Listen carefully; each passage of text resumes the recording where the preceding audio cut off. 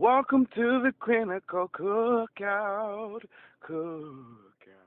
Hey y'all, it's Auntie Sug from the Clinical Cookout, and I want to let you know that if you have a family member with schizophrenia, you are not alone, and allow me to kind of introduce you to some things that might be helpful to them. First, you need to be there for them. A lot of times people with schizophrenia might scare other people because other people don't understand the disease.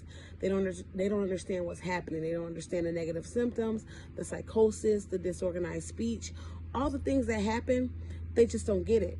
So the first thing is kind of making sure that you learn what's happening with your loved one. Secondary, just making sure that you are there for their medication appointments if you can, making sure that they're always taking their medication, because those long lapses and medication breaks can cause the symptoms to become unbearable for them.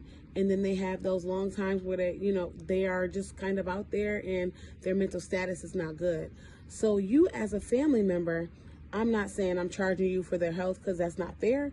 But what I am saying is that if that is your family member or that is your friend, just being there and making sure that you help manage their health care. Just notice whenever they're in dire need of somebody's help. And even when they're not in dire need, you know what I mean? People with schizophrenia can live perfectly normal lives, especially when they're on their medication.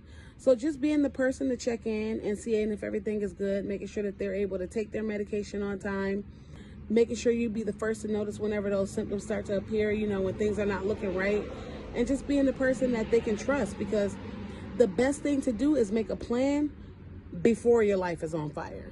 So make a plan while they're completely in their right mind, so that whenever their plan, whenever their mind kind of goes and things start to happen to them and they're kind of getting out of control, you can always revert back to that plan. I just want to employ everybody to check in on your loved ones that have schizophrenia.